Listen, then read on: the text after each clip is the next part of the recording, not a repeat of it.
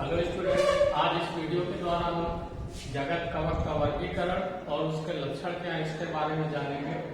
तो सबसे पहले कवक होते क्या है इनकी बात करते हैं। तो कवक जो एक प्रकार के पादप हैं, लेकिन कैसे पादप हैं? विषम कोषीय है और यूकैरियोटिक कोशिका वाले बहुकोशिकीय जीव होते हैं।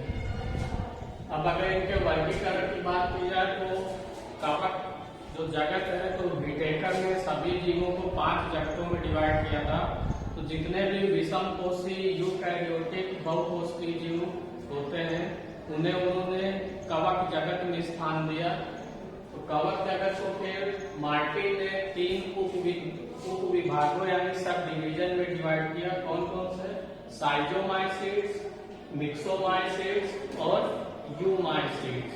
इसके बाद जो यूमाइसीड्स उप विभाग है, इसे फिर 4 वर्गों यानी 4 क्लासों में डिवाइड किया गया। कौन कौन सी है? वर्ग फाइटोमाइसीड्स, सेकेंड है वर्ग एस्कोमाइसीड्स, थर्ड है वर्ग बेसिडियोमाइसीड्स और फोर्थ है वर्ग ड्यूटेरोमाइसीड्स। जिसमें से वर्ग फाइटोमाइसीड्स को फिर से पुनः विभाजित किया गया। ये क्या वर्ग फाइटोमाइसीड्स है, तो इन्हें जब फिर से डिवाइड किया गया तो उसे हम 3 उप वर्गों में डिवाइड किए। यानी वर्ग जब डिवाइड होता है तो उप वर्ग बनता है। तो इन्हें 3 उप वर्गों में डिवाइड किया गया, जिसमें से पहला है उपवर्ग ट्राइकोमाइसीटिडी। इसका एग्जाम्पल क्या है? सिम्काइट्रियम। सेकेंड है उपवर्ग ओओमाइसीटिडी, इसका एल्बुगो है। और तीसरा है उपवर्ग जाइगोमाइसीटिडी, इसमें म्यूकस और राइजोपस को रखा गया है। तो इनका सबका वर्ग क्या है? फाइटोमाइसीड्स है और इन्हें अलग अलग उपवर्गों में रखा गया है। जो दूसरा वर्ग है एस्कोमाइसीड्स, इन्हें फिर से 2 उपवर्ग यानी 2 सब क्लासों में डिवाइड किया गया। पहला है उपवर्ग हेमी एस्कोमाइसीटिडी, इसमें यीस्ट है, टेफ्राइना इन्हें रखा गया है। दूसरा उपवर्ग है यू एस्कोमाइसीटिडी, इसमें एस्परजिलस को रखा गया है। अब तीसरे वर्ग की बात की जाए वर्ग बेसिडियोमाइसीड्स, तो इसे फिर से 2 वर्गों में डिवाइड किया गया है। पहला है हेट्रोबेसिडियोमाइसीटिडी, इसमें अस्टिलाइगो है, पक्सेनिया इन्हें रखा गया है। दूसरा है होमोबेसिडियोमाइसीटिडी, इसमें एगैरिकस को रखा गया। अगर चौथे वर्ग की बात की जाए ड्यूटेरोमाइसीड्स, तो इन्हें विभाजित नहीं किया गया है और इनके अंतर्गत सर्कोस्पोरा है, कोलेटोट्राइकम ये आते हैं। और क्योंकि इनमें लैंगिक जन्म नहीं होता है तो इन्हें इम्परफेक्ट कवक कहा जाता है। अब अगर लक्षणों की बात की जाए, लक्षण क्या होते हैं, तो सबसे पहला लक्षण क्या होता है कि ये बहुकोशिकीय हैं, यूकैरियोट्स है यानी यूकैरियोटिक कोशिका वाले हैं। और कैसे जीव है? विषम कोषीय यानी जो अपना भोजन स्वयं नहीं बना सकते हैं, यानी इनमें क्लोरोफिल यानी बारहरी नहीं पाया जाता है। और इन्हें थैलोफाइटा कहा जाता है। थैलोफाइटा का मतलब है कि इनका जो यानी ये है तो पादप ही, लेकिन इनका जो शरीर होता है वो जड़, तना और पत्ती में बटा नहीं होता है।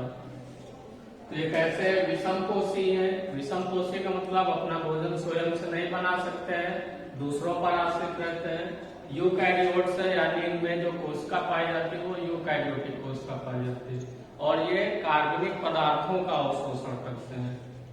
कुछ जीव होते हैं कवकों में जो जीवित जीवों से भोजन प्राप्त करते हैं, तो उन्हें क्या कहते हैं? परजीवी कवक कहते हैं। और कुछ जीव होते हैं जो मृत जीवों से यानी कुछ कवक होते हैं जो मृत जीवों से अपना भोजन प्राप्त करते हैं, तो उन्हें हम मृतोपजीवी कवक कहते हैं। इनका शरीर कैसे होता है? तंतुमय होता है। तंतुमय मतलब फिलामेंट होता है और ये तंतु आपस में मिलकर एक जाल सा बना लेते हैं, तो उसे हम क्या कहते हैं? कवक जाल या माइसीलियम कहते हैं। फिर कुछ कवक जैसे ज्यादातर होते हैं कि बहुकोशिकीय है यानी इनमें बहुत सारी कोशिकाएं होती हैं। कुछ कवक ऐसे भी होते हैं जिनमें केवल एक ही कोशिका होती है, जैसे यीस्ट है और सिम्काइट्रियम है। तो इनमें भी प्रारंभ में एक ही कोशिका होती है, लेकिन अंत में ये भी बहुकोशिकीय हो जाते हैं। कुछ कवक क्या करते हैं कि शैवाल के साथ में अंतर संबंध बनाकर सहजीवी के रूप में रहते हैं, जिससे लाइकेन बनता। लाइकेन क्या है, उसमें कुछ भाग कवकों का होता है और कुछ भाग शैवालों का होता है। शैवाल वाले भाग को शैवालांश कहते हैं और कवक वाले भाग को कवकांश कहते हैं। तो इसमें क्या होता है, ये दोनों सहजीवी होते हैं, यानी दोनों एक दूसरे की हेल्प करते हैं, यानी एक साथ रहते हैं, कुछ काम ये करते हैं, कुछ काम वो करते हैं, यानी कुछ काम इनके शैवालों के द्वारा होते हैं, जो शैवाल वाला भाग होता है, और कुछ भाग कवकों वाला होता है। जैसे शैवाल क्या होते हैं, प्रकाश संश्लेषण की क्रिया कर सकते हैं, तो वो भोजन उपलब्ध कराते हैं। ठीक है, अब इनकी जो पोषण विधि है, यानी पोषण ये किस प्रकार से प्राप्त करते हैं, तो अवशोषी होते हैं, यानी अवशोषण करते हैं। और इनमें जो भोजन बनने के बाद में जो स्टोर होता है, तो संचित भोजन किस रूप में पाया जाता है, ग्लाइकोजन के रूप में पाया जाता है। अगर इनकी कोशिका भित्ति की बात की जाए, तो इनकी कोशिका भित्ति काइटिन की बनी होती है। कवक कैसे होते हैं, पर्णहरित रहित, यानी क्लोरोफिल उनमें नहीं पाया जाता है। संवहन ऊतक रहित। संवहन ऊतक क्या होता है कि जो पौधे में जल है या खनिज पदार्थ है या भोज्य पदार्थ है, उन्हें एक स्थान से दूसरे स्थान तक पौधे में ले जाने वाले जो ऊतक होते हैं, वो संवहन ऊतक होते हैं। तो इनमें नहीं पाए जाते हैं, यानी संवहन ऊतक इनमें नहीं होता, तो इन्हें क्या कहते हैं, थैलोफाइटा कहते हैं।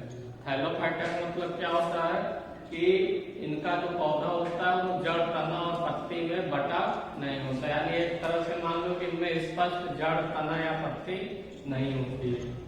अब अगर कवक विज्ञान के जनक कौन है, तो कौन है, टी एंटोनियो मिचेली। कवक विज्ञान के जनक कौन है, पी एंटोनियो मिचेली। अगर भारतीय कवक विज्ञान के जनक कौन है, ये पूछा जाए, या फिर पादप रोग विज्ञान के जनक कौन है, तो ईजे बटलर है। ठीक है, ईजे बटलर भारतीय कवक विज्ञान के जनक हैं और पादप रोग विज्ञान के भी जनक हैं। और अगर केवल कवक विज्ञान के जनक की बात की जाए, तो टी एंटोनियो मिचेली है। आप लोग इसका स्क्रीनशॉट ले सकते हैं।